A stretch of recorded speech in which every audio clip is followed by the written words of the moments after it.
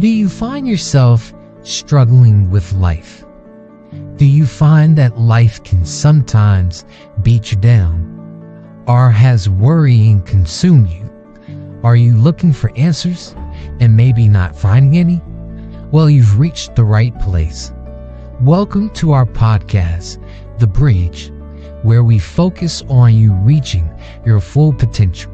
Our goal is to see you smile, to see your family come closer, to build a positive relationship, and for you to enjoy your life as we take the time to build the bridge over troubled waters.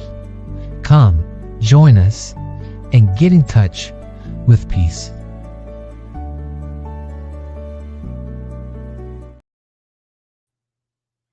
Welcome. Happy Thanksgiving. All right, I wanted to jump on. It is actually Friday before the week of Thanksgiving. And I thought it was important to talk about how to get the most out of this season. I know a lot of people are, struggling with different things that they have going on, not sure about the future, just overall, just, having a difficult time.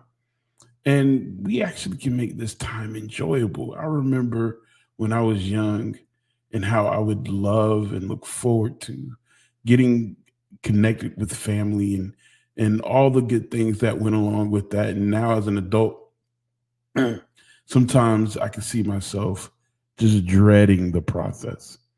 And so I want to talk a little bit about things that I think that we can do that will help us or at least aid us in being able to enjoy this season um, in time. So I'm going to take a quick break, play a quick video for you guys, and then let's get going. Welcome to all of my learners who are on this educational journey. Whether you're a college student or a university student, this program is for you. Excel is an opportunity for you to listen in and discuss about topics that college students are going through. Whether it's good or bad, we're here to discuss this journey with you and to show you that you're not alone. Thanks for joining us on this road, and remember to excel.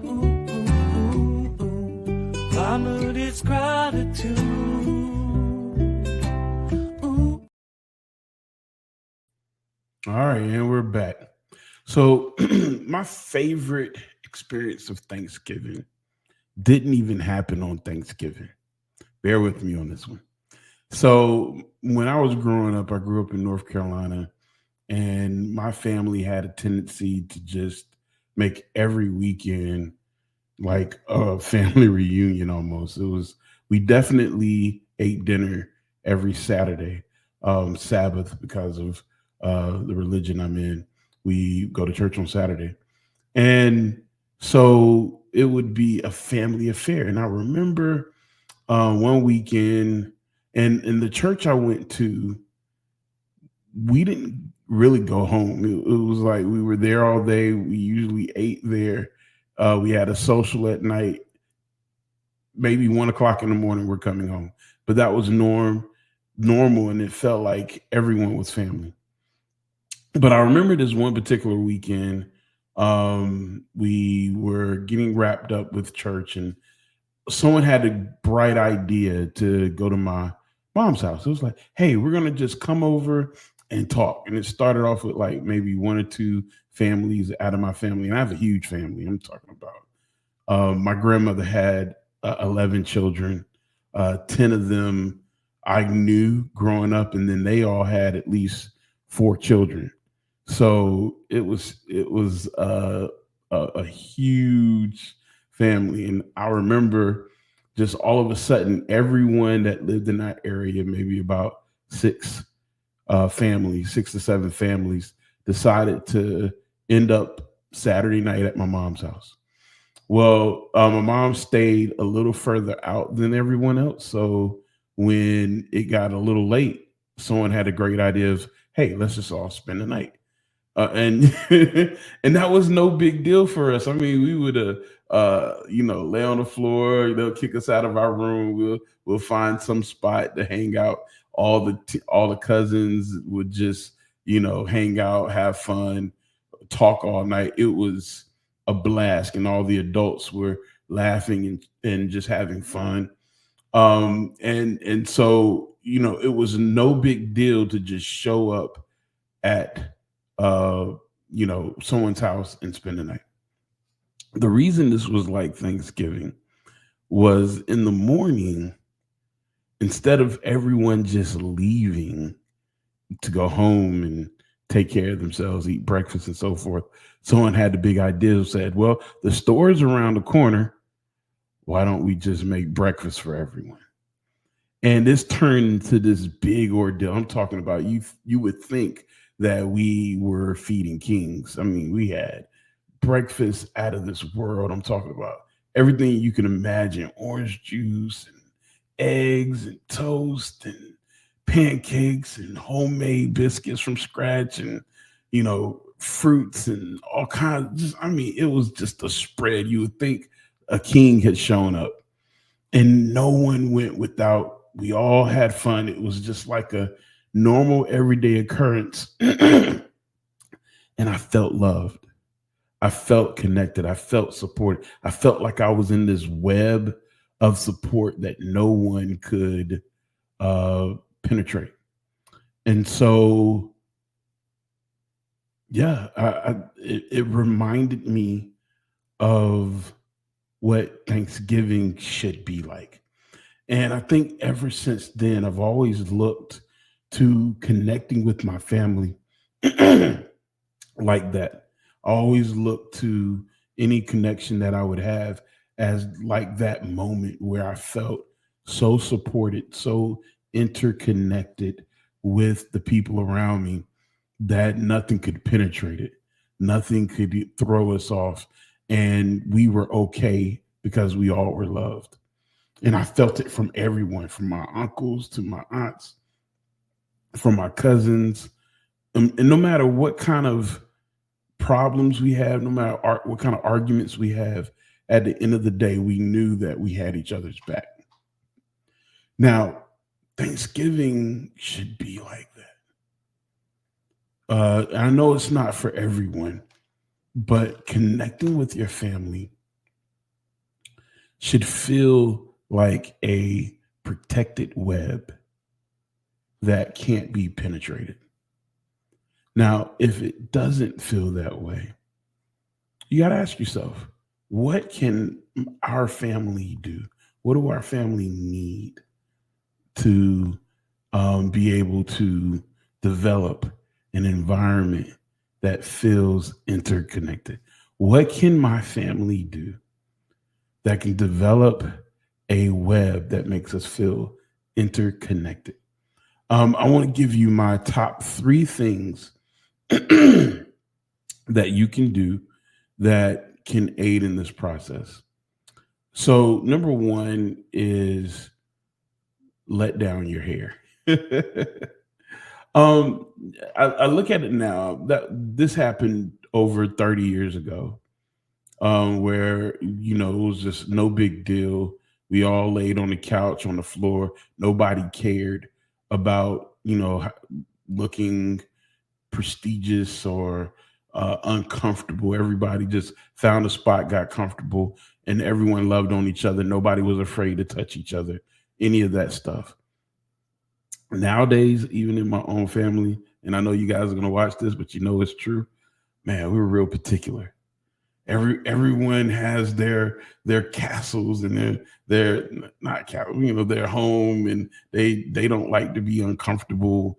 They can't just let their hair down and be a kid, or just just relax. It has to be a certain way. It has to feel a certain way. It has to be a certain standard, and you can't just have impromptu, realistic, down to earth connection with someone and have the freedom to just touch them and be connected with them, interconnected with them in a very vulnerable way.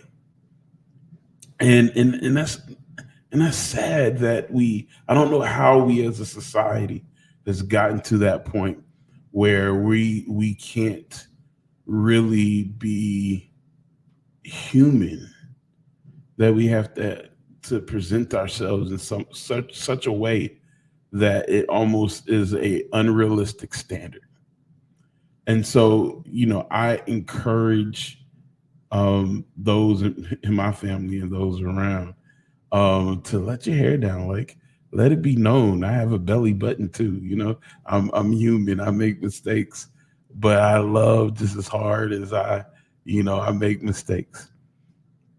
Number two, don't worry so much about provision.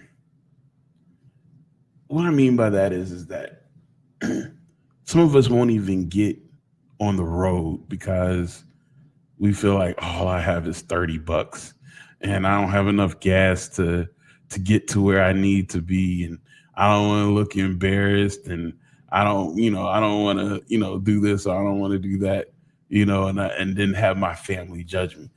You should not worry about your family judging. Now, I get the world judging you.